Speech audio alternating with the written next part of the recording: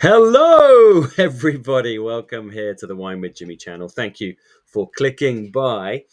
This is all about wine education, as you know, and I really design my videos to help those of you studying the wonderful world of wine to get more from it, to understand it, in order, of course, to give you the confidence to pass your examinations. That's what it's all about. So I'm Jimmy Smith. Let's start to look at this series. It's the last part, actually, in a three-part series on the practice wine tasting for the WSET Level 3 examination, and it's my United States of America version. So this is where I've selected wines which are fairly readily available across the United States of America from Total Wine and More. You can go and purchase them as an individual or as a group to make it more affordable. And then you, of course, do your practice through these videos I've filmed as an examiner. So to give you that kind of confidence and practice. Any comments or questions, of course, you know what to do.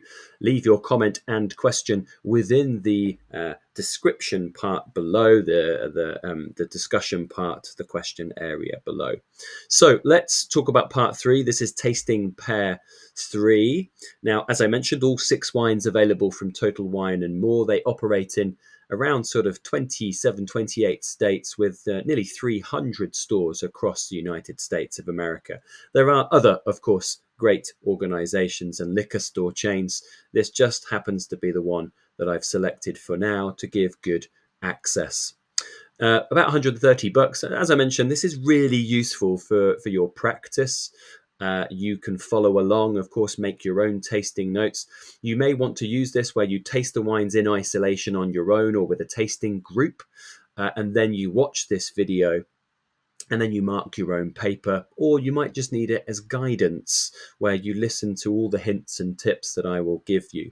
The wines that I select are very typically around classic, typical tasting wines, which you will find in the Level 3 examination. Here is the tasting 6. As you can see, we are now on the far right-hand side with the Cottesbrook Sauvignon Blanc and the Kudos Winemaker's Reserve Pinot Noir from the Willamette Valley, Yamhill-Carlton AVA in Oregon.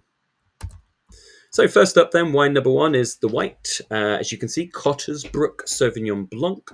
This is from Marlborough, New Zealand, an international style which everybody has good experience with.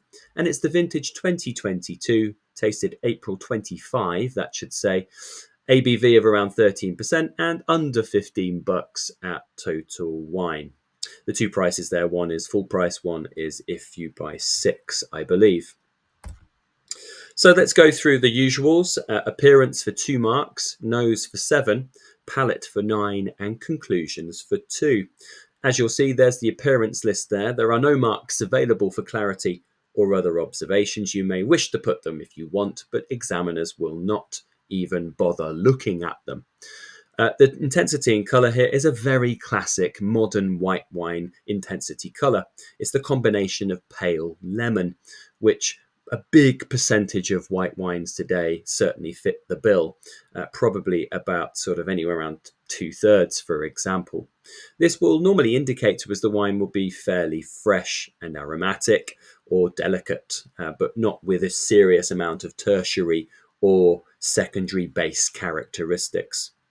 And then coming to the nose, there are 7 marks available here. First of all, stick your nose in for the intensity. This wine certainly stands out, very proud out of the glass. It kind of really splushes over the side in terms of its aromas, and that's classic Sauvignon Blanc, but even more pushed by its location of Marlborough in New Zealand. And this is where I put the intensity being medium plus or pronounced. I actually found that it's a little bit shyer than some New Zealand Marlborough Sauvignon Blanc. So medium plus or pronounced. Now I can put ranges, but you as a student can only put 1 per line. So it's either medium plus or pronounced. The wine really is quite aromatic and youthful, hence why I've put youthful down for the development. So that's 2 marks complete. The remaining 5 marks here are for anything within the primary category. And there's a fair few things you may find here. Top of the bill is floral because it's the most volatile category, so elderflower and blossom come through here quite strongly. Apple, gooseberry in terms of green fruit, grapefruit, lemon or lime, a little bit of lime zest in fact in terms of citrus. You don't really need to put that, you can just put down lime. And then tropical fruit, things like passion fruit come through here. It's certainly herbaceous, and what Sauvignon Blanc isn't these days in terms of commercial production. So green pepper, grass, asparagus, blackcurrant leaf, and even sort of a lemongrassy herbal character to it as well. A little smidgen of white pepper here and some minerality, which actually stands it apart from so many of the commercial expressions of Marlborough Sauvignon Blanc. So I've gone through wet stones here. You will need to hit 5 of those, and as an examiner you'll see that I've put down probably somewhere around, say, 18 to 20. I would, if I was you, try and put down something like 8 or 9 or 10 on this wine. I find there's a little bit of lees on this, not much, but enough just to say bread dough as well if you want to, but no malolactic, no oak, and certainly no tertiary on this wine as of yet.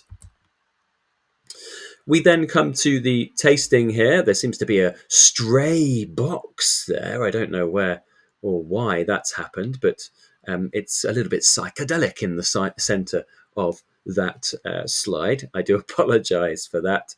You know, when I'm doing these tasting notes, I've probably had a few, and that might contribute to these kind of small errors, which are not huge in terms of your tasting sheet. The sweetness here, do be careful. Some Marlborough Sauvignon Blancs can have a little bit of sugar. They can sometimes be off dry. I didn't find it on this wine, so this comes in at dry. The acidity was certainly very high, so almost mouth-watering, and of course you can't use those descriptors in your tasting exam, so we just put down high. Medium alcohol, and if we add those three together, dry, high, and medium, it's, remember what I call the real sort of classic 3, the holy trinity, the famous 3, which do account for a large proportion of white wines on the market today. Now, a lot of people with New Zealand Sauvignon Blanc, because of its quite intensive characters, feel that the body's bigger, and they get those often mixed up. So flavour intensity, they often put the body being more than it actually is. But if you think about this wine when you're tasting it, it's not watery, but it's pretty delicate, and it has lots going on in terms of intensity, but the body's not rich or unctuous or oily or viscous. You know, it doesn't have creaminess. It doesn't have those secondary base characters. So it's a light to medium minus body. I found a little bit, maybe with that bread dough note. Medium plus flavour intensity, less so than the nose, actually. And normally the Sauvignon Blancs from Marlborough are really pronounced, so a little bit more elegant. That's not a bad thing, of course. And a medium plus finish, so fairly pleasing across the board there. Now that will be 6 things there. So sweetness, acid, alcohol, despite the double box, body, flavor, intensity, finish. And then we need the 3 remaining, and that's for the flavor characteristics, which mirror what you found on the nose. So any of those that you see on your slide. Now, please, of course, pause and tick off where necessary with your tasting sheet. But it is the same that you see before, and the same with the secondaries and tertiaries, or rather the lack of secondaries and tertiaries. The quality here, nice balance, doesn't have a long length, good intensity, but I wouldn't call it complex. So this would be 2 out of 4, somewhere around good would be certainly what I would expect to write for this quality level. And as an aromatic, with all of that lovely intensity, it will lose that as it ages. So it's better, in fact, to drink up. So drink now, not suitable for further aging. They're great wines, of course, to try with things like fennel-based fish. So certainly if you've got something like sea bass with green olive and fennel in there, packed full of things like parsley as well. It's really delicious with that. Great with things like crab cakes. Really lovely with also things like goat's cheese. Really matches quite nicely with that. The second wine, the red in your list, and this is the Willamette Valley Pinot Noir. certain people can get rather angry if you don't pronounce it as Willamette. And Brits quite like to say Willamette, but Willamette is what you're saying. Damn it, Willamette is the best way to think about that. This is Kudos. So this is actually Yamhill-Carlton AVA within the Willamette Valley. It's Pinot Noir. It's also called the Winemaker's Reserve, and it's an aging wine. It's a 2020, certainly for a Pinot, with 13.8% alcohol, nice and precise, and about the mid-20s in terms of the dollar pounds that it's going to cost you. Sorry, my kids are young. They love to follow Bluey, and I love how they call the currency there dollar pounds. It sticks in my wines in my mind quite frequently. Tasted April 2025. Now, have a look at your wine. It certainly has the transparency of a Pinot Noir. So it's nice and pale, but it's certainly got a bit of an aging hue to it. It's in that area where it's ruby to garnet, and for me, it's more towards garnet now. So that is, of course, oxidation happening here, and that's going to play a major role in the nose and palate. So that's your first early indication to really put you on a heightened sense of alert in terms of what you should be finding on the nose and the palate.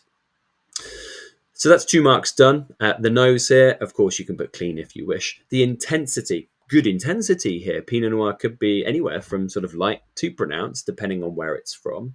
And Oregon, certainly we have some good intensity behind the wine. So medium plus for sure.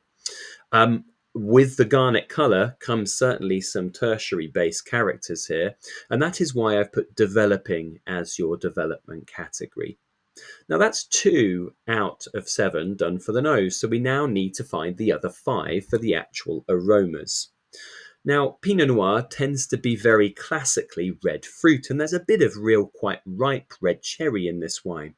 But with that higher alcohol, nearly hitting 14%, this actually is a Pinot of more darker fruit. Blackberry, bramble, and even some black cherry coming through. You could consider some of those a little bit baked, a little bit stewed, a little bit herbal as a Pinot, eucalypt and menthol character, maybe some other herbs as well, with a black pepper and licorice element to it as well. So I didn't find it overripe, but I've certainly found it quite ripe. Did I find floral? Not so much on this wine, in fact. I think this wine is more going into its savoury phase. And that's where we're going to see the secondary here. So some sweetness like vanilla, good spice like clove, toast and cedar, a little bit of chocolate for a Pinot, and some smoke. And then tertiary based, dried fruit, fig, tar, prune, cooked blackberry. And then things like leather, forest floor, earth, wet leaves, certainly savoury and meaty. Now, Pinot is a variety that certainly develops fairly quickly.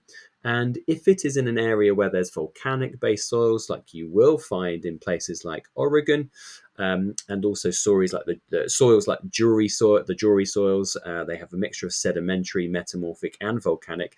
You can often find the wines moving to savoury a little bit quicker, like you would do, say, with a Germanic Pinot from somewhere like Baden, for example, like the Kaiserstuhl, where you get those Germanic clones, you get the geology there, and it makes this real sort of savoury expression. I find that very clearly in this wine from the Willamette Valley as well. Now, the marking here is that you get 1 mark for primary, 1 mark for secondary, 1 mark for tertiary, and then your 4th and 5th marks are from any of those 3 major categories. I would, if I was you, be putting somewhere around, again, 9, 10 things for this wine. Remember, there's no negative marking on this. And your taste. So palate is dry, of course, on this wine. We always have to check it as a red. Some reds can have a little bit of sugar, but not in this one. The acid wasn't huge. It's a slightly warmer Pinot Noir with that slightly higher alcohol. And I think that is certainly what has sacrificed some of the acidity. So here I've put a range of medium or medium plus. You can't do a range. You can only pick one or the other. Tannin, medium minus or medium. Some ripe structure there, but not huge. Medium alcohol, just pushing high. If medium plus existed here, you might select it. But in fact, we don't have that, so put down as a medium. The medium tannin, medium alcohol, not bright fresh acidity, would consider this a medium-based Pinot Noir. Some of you might even put a little bit more. But medium flavour intensity, I don't find it hugely complex, but I found the intensity being fairly well identified, and a medium finish. I just think it lacks on that finish just a little bit, which is fine. The wine is in this wonderful sort of rounded phase. Now that's 7 marks in total. We now need to find marks 8, 9 and 10 for the flavour characteristics. And these are the same slides as your nose, as you are well aware. So please pick one from this primary group, the second mark from this secondary group, and the third mark from the tertiary group that you see there. You can please pause this where necessary to mark your own paper. The quality of this wine, well, I think this wine certainly has balance. The length I would not consider, but I like the fact it has fairly decent intensity, medium for a medium body, and then the complexity is fairly decent as well. I think this is just in the very good category. And there is an argument that it's tertiary already, but it does have some tannin, it has some alcohol behind it. I think you might see a little bit more complexity coming through, potentially more length, that could make it outstanding. So I would call this very good. Maybe, I'm not sure, to be honest, but this is all about wine aging. It's sometimes a mystery and you have to just lay the wines down. But I would hope it might gain a little bit more. So I say can drink now, but has potential for aging. You would be selecting that because this wine certainly has some alcohol, certainly still has some tannin, still has some acid, and still has some primary base characteristics. That's it. Thank you very much for my mini series here on the Total Wine 2025 spring wines. So 6 wines available. I hope you found them useful for your own personal development. Please do get in touch if you have any comments or questions about maybe, I don't know, the availability of these wines. Maybe you have suggestions about who else we should be working with across the US, for example, to make these tastings. Very open to ideas. Please do get in touch. And any comments and questions about the wines themselves as well, please do get in touch. Until next time, I've been Jimmy Smith, and if you do find yourself in the UK, you know what to do. Come and say hello for a glass, or bottle. Ciao for now. Goodbye.